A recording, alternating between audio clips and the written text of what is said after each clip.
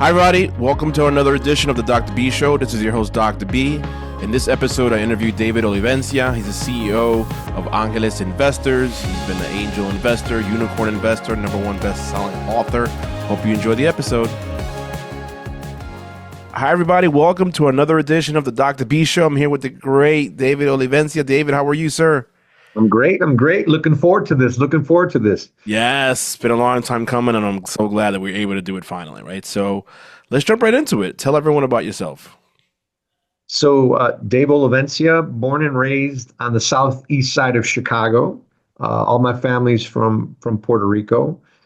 They came here with nothing, not too different from immigrant stories, and didn't speak the language, right? They actually, both sides, my mom's side and my dad's side, they grew up in public housing for a little bit, maybe a year or so on both sides. My father didn't graduate from high school, gets his GED in the Army. My grandmothers were cooks in a Puerto Rican restaurant. That's how my parents met.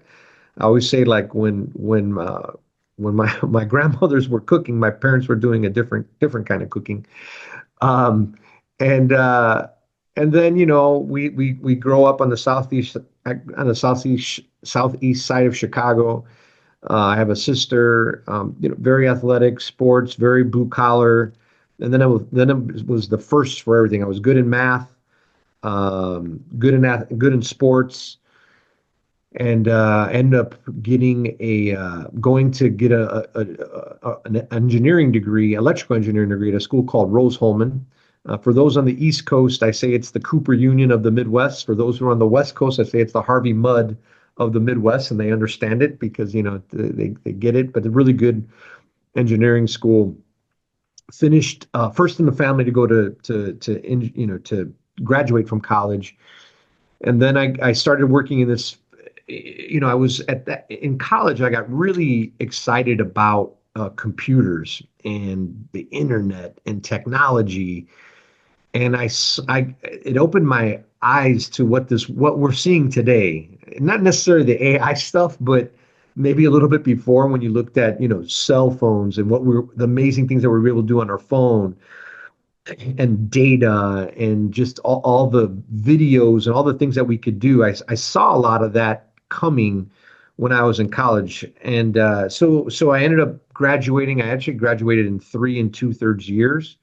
Because they do trimesters at Rose-Hulman. And I started a career, in an amazing career in the technology industry. Started working at the time was Andersen Consulting, which became Accenture. And then my career took off. I worked at Andersen Consulting, Accenture, a company called NTT Data, Ford Motor Company, Oracle, all with rising positions in senior executive roles.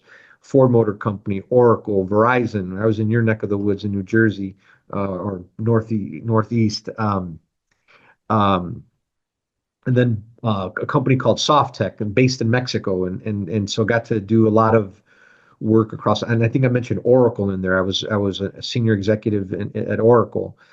And then in parallel to call it this corporate track that I had, there was a lot of a track around service. And so I was served on a lot of nonprofit boards, some Hispanic focused, some non-Hispanic focused, a lot with a couple Notre Dame Business School Board, Notre Dame Advisory Board, the National Association of Corporate Directors in New Jersey when I lived in New Jersey, but then a lot of Hispanic boards. I was the president of the National Society of Hispanic MBAs when I lived in Detroit. I then went on to be a co-founder of this organization called HITECH, the Hispanic IT Executive Council. Was a co-founder there.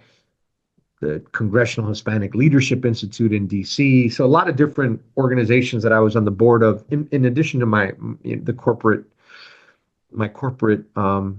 career. And then after I get my MBA at Notre Dame, I started to fall in love with startups. So maybe that's like a third track, right? So you got the nonprofit, you got the corporate, and then you got this kind of startup track. But I fell in love with startups. I loved, looking at startups, studying them, the innovation, the excitement, the disruption, the kind of, them against the world kind of thing. So I started investing in startups, and I started off little by little, maybe almost 15 years ago, did maybe start out doing two or three a year. And then that ramped up to where I was and am doing about seven or eight a year and have built out this portfolio of 80 or so startups. And that was kind of that startup with this Notre Dame affiliated group called Irish Angels was the base to get me to start on or co-found Angeles because there's other people in there to co-found Angeles and did that and the rest is history with Angeles. I can talk more about that.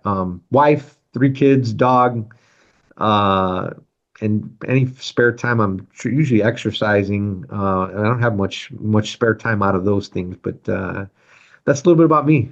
I love it. Yeah, that's like me. Someone was asking me the other day, "Hey, what do you think you spare time?" I'm like, "I'm always working, always hustling. I don't know. I don't, I don't know how to yeah, I don't, answer that anymore." and if you love what you do, if you love what you do, it's not work. Usually, I'm having fun. Right. I'm having a ton of fun. Yep, absolutely, man. Yeah, we'll talk more about Angeles in a minute. You alluded to before you got your BS in electrical engineering from Rose-Hulman Institute of Technology. Of course, your executive corporate governance program at Harvard Business School in partnership with ACED, Certificate of Director Education, Board of Directors from National Association of Corporate Directors, and of course, your executive MBA from Notre Dame. How did all that experience in education? I'm a very big component of education because without it, Oh, I definitely wouldn't oh, be here. So how did that no. impact you and your career? Yeah, no, I mean education. Look, I mean, like I mentioned, my father was very smart. He just had to drop out of school to support my grandmother, and he was really good in math. But education is what it's opened up all these doors for me, right? So, whether it's so the MBA, the engineering degree, right? It opens up my world and my eyes, to all what's going on in computers and tech. And this was I graduated. I got my 94 is when I graduated college well, the internet was just starting to come up. Yeah, it's very early. Then you get then I graduate. I'm in doing this stuff in practice, and then I get this MBA, and it opens my doors up to call it the network. We talk about the network, but just all these different components of business, of finance, and venture capital. I didn't know what the heck even really what venture capital was, and business law, and all these different things that innovation and leadership and strategy and all that kind of stuff was really accounting finance are really the language of business that I felt I didn't have the competency in earlier on in my career. And then you start getting learning about boards and board governance. So I take these certification courses to really increase my competency on what happens in a boardroom. How do you become a good how you be a great board member. And I will tell you, those are like, call it formal education.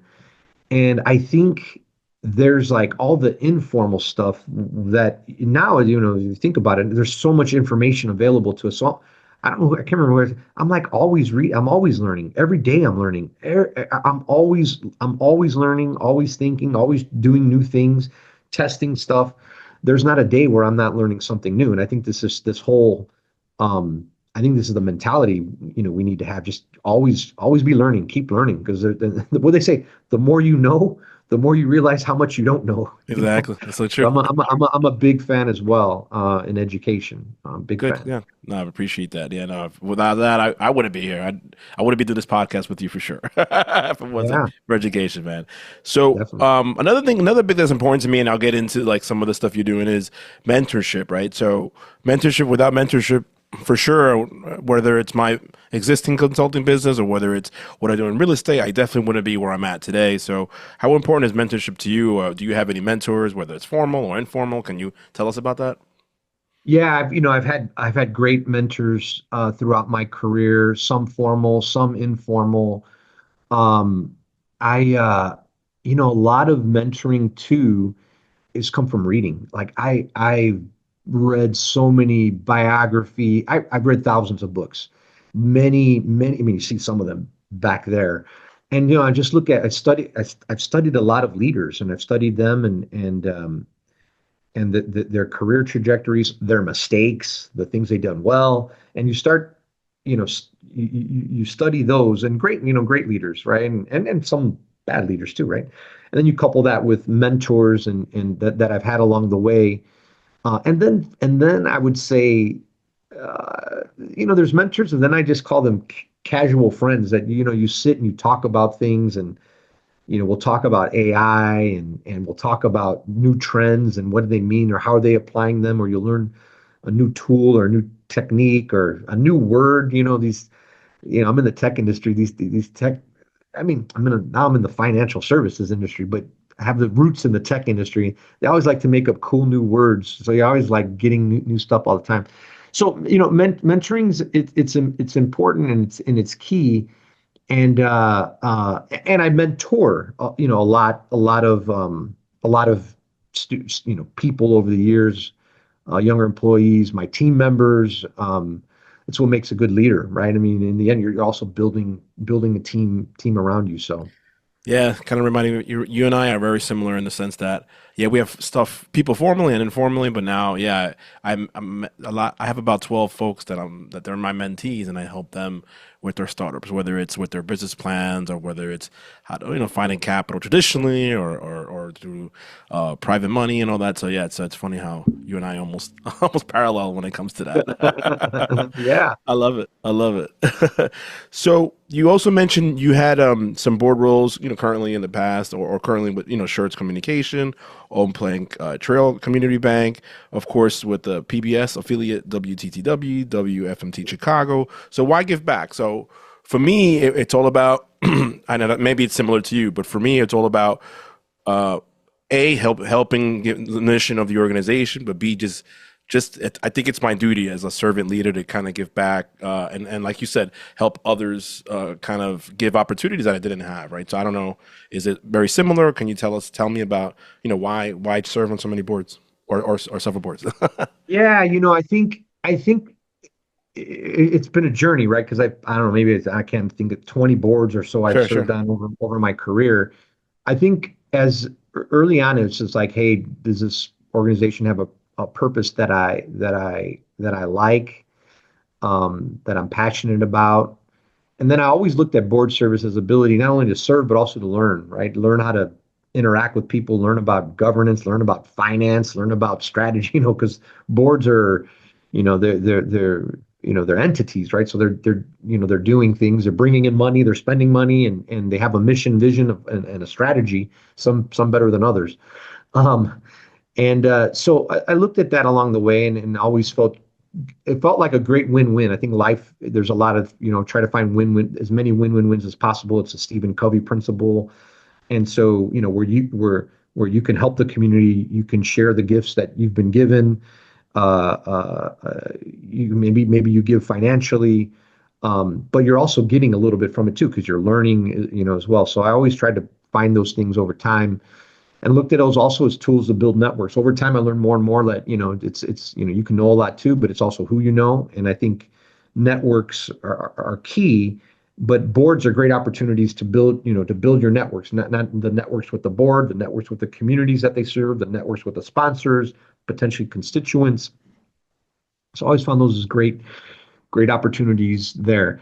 As I started getting more advanced, though, I'm like, okay, I think now I've done a lot of nonprofit boards, and I'm still on a couple now, and I'm kind of weaning those. And now I'm moving more towards the company boards, right? So now uh, I'm on, like you mentioned it, well, the three, I guess four boards if you want to consider Angeles board, the WTTW, the bank, a regional bank board, and then Schurz Communications, which is broadband, cloud, tech board.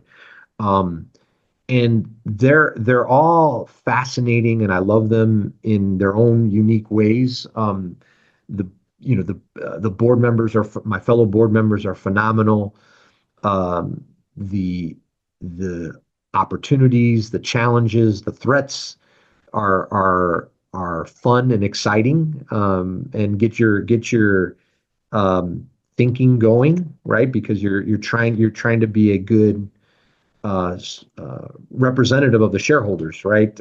You represent the shareholders, and you want to do a great job, right? So how you ask questions, how you take all the experiences of life that you've been given at the moment, and use that to be in the to lead, ask questions, help with strategy to ensure that the shareholders get the right return, get the return that they're expecting, right? But you represent them, right? So it's a little bit, it's obviously more responsibility, but in a nonprofit board, I mean, I guess you have the stakeholders, whether it's the sponsors or the members, the constituents, but it's a little bit higher level of responsibility.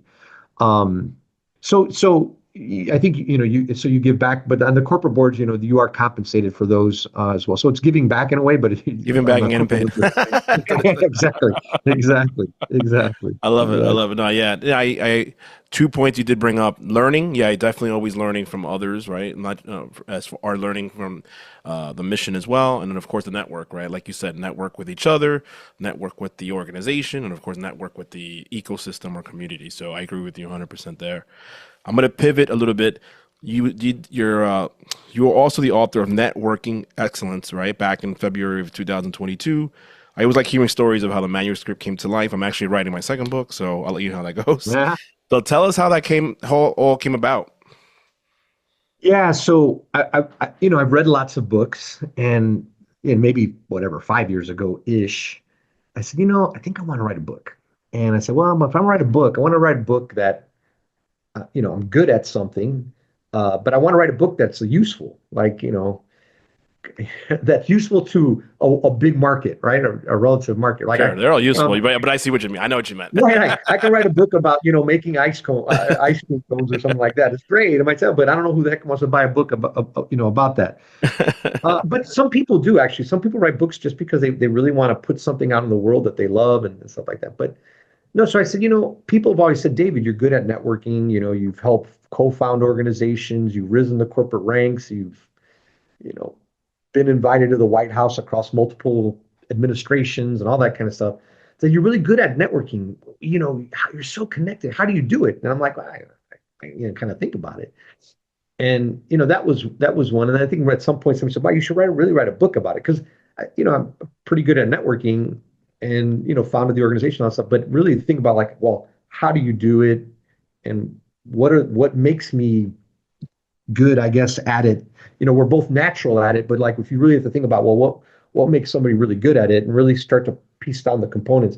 So I said, okay, I'm going to do the book, right? And then you can go um, uh, you can go with the big publishing houses, or you could self-publish. And I kind of went in the middle with this group called Manuscripts, and it's kind of a bit of coaching cohort, uh, uh, and it comes together. And then I had to think about, well, how do I structure networking, and how does the manuscript? I said, well, I think there's key parts of it, right? I think you have to have a foundation. You have to really deeply understand yourself, your goals. What is your brand? What's your purpose? And then power that with rituals. So you got that foundation. And I wrote a kind of section on the foundation. The second part was like, well, once you have a strong, if you don't, once you have that strong foundation, then it's about executing, about like connecting with people, adding tons of value to them. What are the right groups that you should be a part where it networks, and then how do you just add tons and tons of value to them, and then how do you optimize, right? How do you optimize with social media, events, all that kind of stuff. So that's how the manuscript come together. And you write, you correct, you get an editor, well, here's the other thing. So when I first started writing the book, I was like, yeah, I'm just going to share my thoughts. Blah, blah, blah, blah. How you do it? You should do this. And then the editors are really, really good, and the publishing company that were not, they're kind of not a big publishing house, but like I said, they're kind of in the middle. They said, no, David, it's really about stories, right? It's about stories, and you should really interview people. You can do secondhand interviews, and really, what are the stories that can bring your concepts to life? And it was like one of the best pieces of advice that they gave to me, because then I started interviewing people. Well, what makes you good at networking? I started interviewing lots of different people, and then you're able to kind of fill in the bones and improve the bones of the manuscript I laid out. So then, you do that, you do some more edits. Actually, the book cover is pretty cool, and I think I got it up over there. But design the book cover. Want to raise capital for your deals without hitting dead ends? And Dealmaker, how to easily raise unlimited capital for your deals. Business strategist and investor Dr. Harold Borja, that's me, unveils the proven strategies that successful deal makers use to secure funding, attract investors, and close deals with confidence. Whether you're a real estate investor, entrepreneur, or business owner, this book will teach you how to find and connect with the right investors, leverage networking, partnerships to access capital and secure funding opportunities, structure deals that make investors say yes, building lasting relationships that lead to more opportunities. If you're tired of struggling to fund your deals, this book will give you a clear, actionable roadmap to securing capital and growing your investments. The money's out there. Are you ready to get it? Grab your copy today and start making deals happen. Go to BorjaConsultingGroup.com. That's BorjaConsultingGroup.com for more information on launch date, launch party, and other events related to the book. Let's get it. And look, and the other thing they said is like, or like I didn't really think about, but they said, it's like you think it's just writing the book, so you're focused on writing the book and writing chapters and editing and doing all that kind of stuff.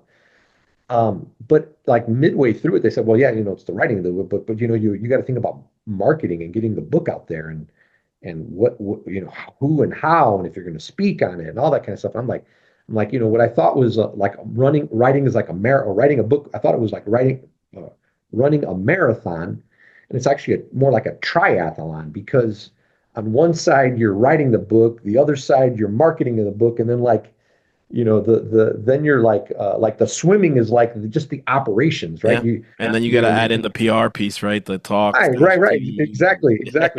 All of those things. So it's really it is all of that, right? And some people only do the one; they're not good at the others, and you got to really think about it holistically. So that's how it came together, and then it launched on Amazon. It like when the new bestsellers, it was a new bestseller, and it's been great fun. But by the way, I didn't know how do you put this thing on Amazon and all that kind of stuff, and they help with all that, and it's been and by the way, I'm thinking not I'm thinking I have the book in my mind.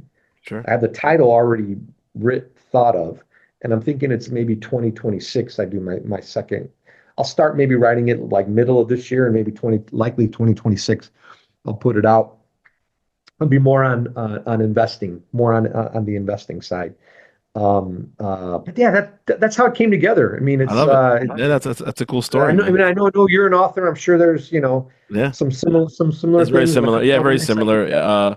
I'm using selfpublishing.com, very similar, and they're like in the middle. Okay. They're not a total self-pub, but not Scholastic or whatever. But yeah, same deal. Except I'm not in a cohort, but it is like a course, and I have a coach, and yeah, and I have an editor, and they said the same thing. You have to tell the story because people like the stories, but the stories behind the concepts and all that. So yeah, that's what I was doing this weekend, adding stories to that. Well, yeah, and it's like our brains are so for thousands of years in our DNA, our brains are wired for stories. Yeah, absolutely, man. That's awesome. That's awesome to hear, and looking forward to 2026, I guess, right? Yeah, and your new book. What are you thinking? What do you got cooking up over there? Yeah, my first book was on networking. It was one-on-one, similar to yours, but the second one is like my experiences like in the past 5-6 years, and it's basically about how to build relationships to raise capital to close more deals. So it's a hybrid between what I do in my business world and of course what I do in real estate, because there's a lot of cool ways to kind of raise capital without realizing it, right? So it's a fascinating. Yeah. Like I said, I'm learning stuff all the time. Yep, absolutely. So you're the CEO and co-founder of Angeles Investors. So what's the organization's mission, and why and how how did that all come about? Yeah, so I was angel investing, and I fell in love with it, and I had as I mentioned, I had a pretty broad, strong national Latino network, and I'm talking to some of my friends, and I'm saying, hey, I'm doing this angel investing thing. It's actually pretty interesting. I'm investing in these companies. I'm watching them grow. some of my fellow investors are serving on the boards of these startups, and some of these startups are shooting up and they're getting, nice board positions. And I said, I'm talking in art and some of the circles within the Latino community. They're like, everybody, oh, how do we get on boards? And hey, they're only getting 2% of the funding, and then we know all this demographic shift that's coming. And I'm like, in my mind, I'm like, there should be an angel group focused on finding funding, growing the most promising, Latino ventures. And I started like running the idea by national, but I lived I still live in Chicago area. But in Chicago at the time, there was a good founding group of people, some that had investing experience in the technology industry that I knew from high tech. We've had some lawyers who understood the venture law. We had Samara Mejia, who leads Chingona Ventures. She was with another venture firm at the time. So there was a core initial, Adela Cepeda on the board of BMO Bank, and there's a core group of people that kind of just sat around a table and said, "Hey, well, should we do this and get this off the ground? And hey, it's going to be a lot of work. And can we, all the kind of things that you do when you're starting something out." And we, we like it, like many don't do. A lot of people talk about problems and they never actually do it, right? And so we took the first step. We did it. We launched right as COVID was starting, by the way. So we launched right, like we piloted in like late, I guess it'd be 22. No, wait, it would have been 5 years ago. Um, So I yeah, started right 2019. like February, like 2020, like right. Yeah, we piloted in 2019, and then we launched in January 2020, and then our And then first March kind of 15, whatever summit. it is, the world Yeah, shut down. our first summit was February, like I don't know, 15th, 20th, or something like that in Chicago. We had like 50 people show up, and actually we cut a check, I think, to Certiverse, the company. And they're doing well. Actually, they're doing well. We'll hear some good news from them coming early next year, and you can follow them and keep up to them on social media. But yeah, that's how we got started. And then pretty much, we go 50 members the first year, and then we double, double, double, double, double. Right now we're right very close to peak, getting to this 500 mark. We're trying to get there by the end of the year. We'll see. But it's now made us one of the largest, fastest growing angel investing groups in the USA, maybe the world. And we amazing sponsors, 30 amazing sponsors, top banks, top tech companies, top law firms, KPMG, one of the top tax audit firms in the world, our sponsors. So many great sponsors who are along with the mission. 500 national members, many executives, different industries, right? Like, I mean, your real estate, business, a lot of different things. I got tech, we got lawyers, we got all kinds of different industries, which are great. About 20% are non-Latino too, which is, which we love, and we're open. We love the allies that believe and are supporting us. So we're very, very happy there. And uh, and an amazing portfolio. We've invested in 25 companies. Uh, Average check size 200,000, largest 1.6 million. So we've done a lot of good stuff there. And we're only getting, I mean, we're just really scratching the surface. I mean, in terms of what we can do from a membership perspective and growth and portfolio and support. So it's been a heck of a run. And we also have a venture fund as well, Angeles Venture Fund One, that we launched as well. Love it. I love it. I love it. So how do you, as far as resources for those Hispanic startups, like what do you provide? Do you provide like mentorship or guidance or just the money? Can you expand on that a little bit? Yeah. So yeah, no. So we get about 200. We have a funnel. We get about 200 startups a quarter, and then we go through this funnel. And we look. We like come. Every investor is different. Our members tend to focus on uh, revenue traction, large market, experienced founder, and that begins to whittle it down to eight or so every quarter. And then we then look at each of those, and we have a selection committee within our membership, and we pick two or three, we put them in front of our members, and then our members will decide if they like them with their hands, or vote with their hands and their pocketbooks, for them. Um, we have some resources, some online, some on YouTube, and others that startups can go to for different types of, call it mentoring and stuff. It's hard to scale. It's hard for us to scale in that way for everyone, for all the startups. But once we do invest, so we had three companies pitch. We're in the process of investing in two that pitched. Our portfolio, we give them tons. Uh, we give them tons of support, tons of mentoring, tons of connections, to help them grow and scale. Um, and we're 5 years old. I think as we grow, and we're going to continue to build out content that helps startups.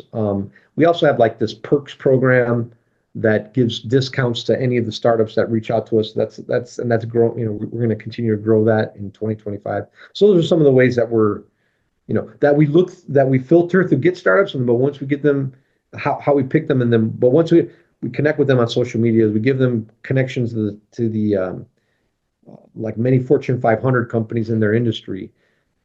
Our network is amazing, and the different employees we help give them employees as well. And then the mentoring comes in over time in different ways through different things. But a lot of what do they say? They're over mentored and underfunded or something like that. There's like, Yeah. it's like, and so I think startup, you're what they need is like, customers Exactly. and Exactly. so yeah. So there you go. I love it. I love it. That's good. That's good. That's awesome that you do that. And I'm sure over time you'll build content and stuff that'll help them out even more down the road. So I'm sure about that. I'm not. I have no doubt. You had a post on LinkedIn a couple of days ago that said in 2024 I've seen 72 companies become unicorns. Right. So 32 out of these 44 44% are AI startups, right? We spoke about AI at the beginning of this conversation. So number one, for those who don't know, what is a unicorn besides the literal term what a unicorn is? Unicorn in this sense, in an investing sense. What is a Yeah. unicorn and why close to 50% of these companies are AI based? Is it because of the way the world is going or shifting? Tell us about that. Yeah. So Unicorn is a company, generally a startup company that's grown in value such that their investors or the market is valuing them over $1 billion. So $1 billion and above is a unicorn. I think the number's roughly 2,000 of those are out there. Some of the famous ones like Facebook, Airbnb, Uber, Twitter, X, whatever, a lot of famous ones out there. Actually, the one I mentioned, the one Latina one was, and I'm sure there's a couple others, was Jessica Alba, the Honest Company, right? They became a unicorn Yeah. through an IPO, and became $1 billion IPO. So that's what unicorns are now. The AI, why? Well, there's a couple of things. There's a couple of things I feel that. One is it's fueling immense growth, and there's a huge market for it, and it's a disruptive technology for the future.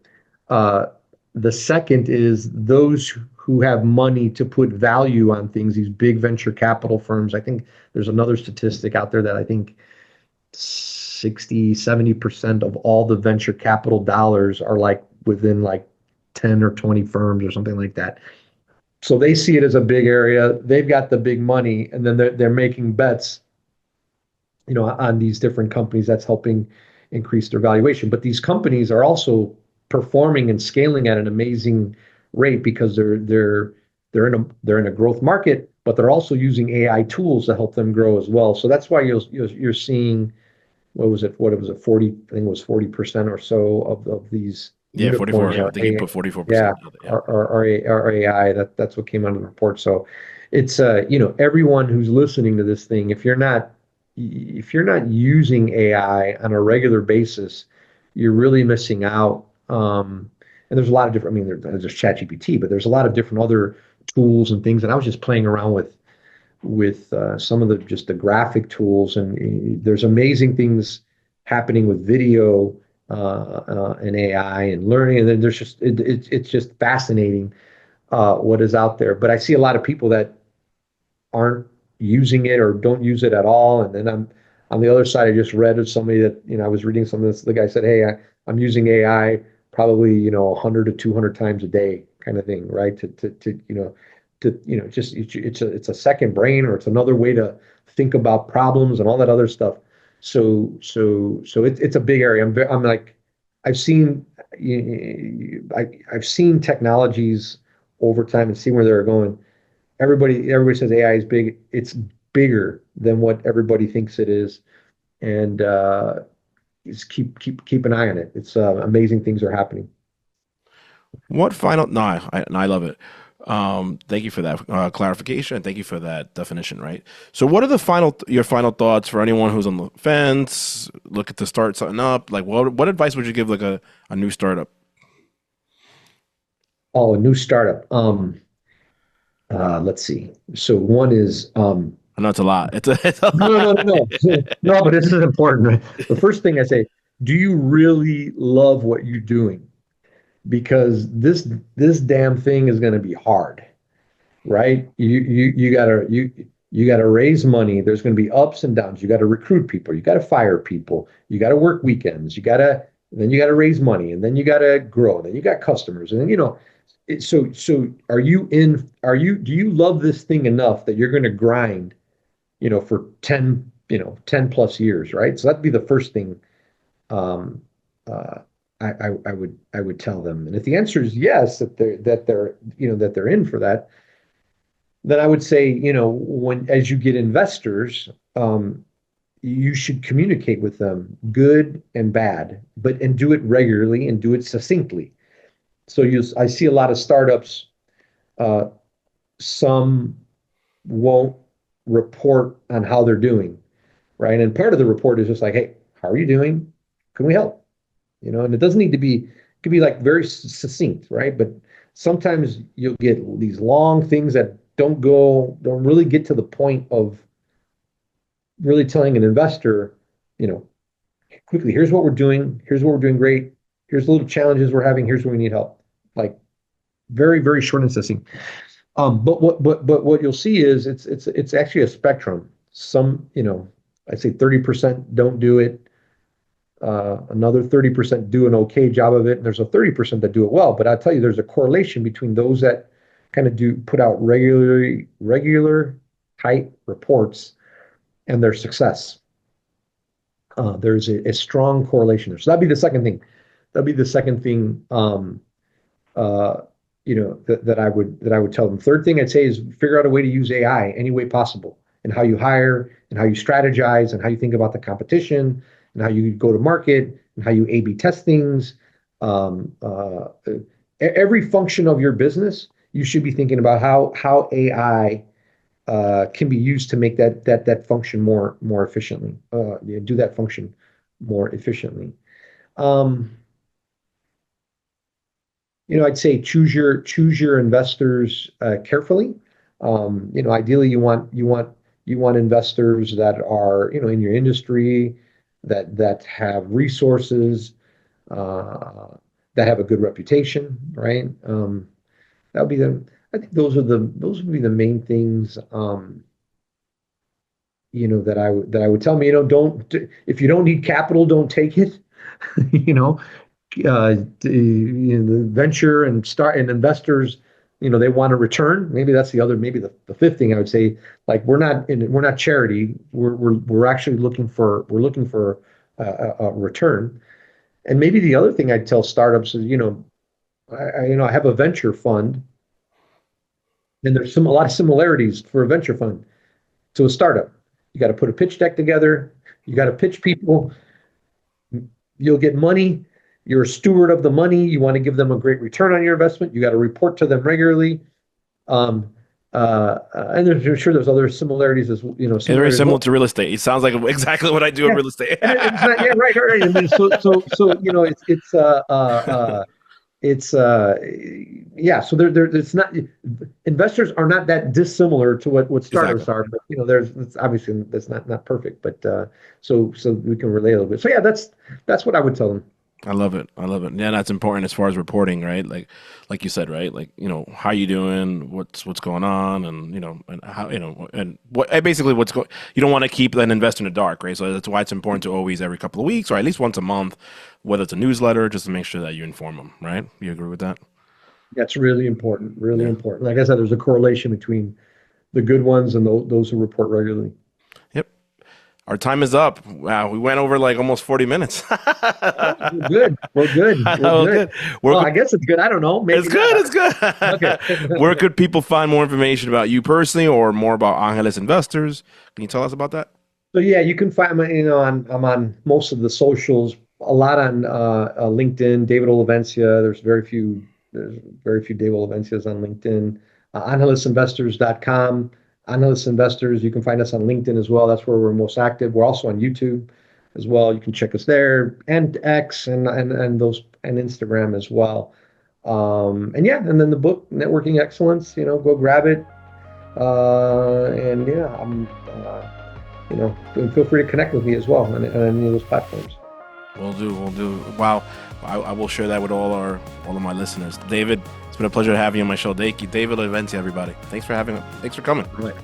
Being on my show. Thank you. All right, David Olivencia, everybody. Hopefully you enjoyed that episode with David Olivencia. It was a great interview, great opportunity to get to know him better, and hope you did as well. So please remember to buy Dealmaker, the amazing book, at BorjaConsultingGroup.com, BorjaConsultingGroup.com.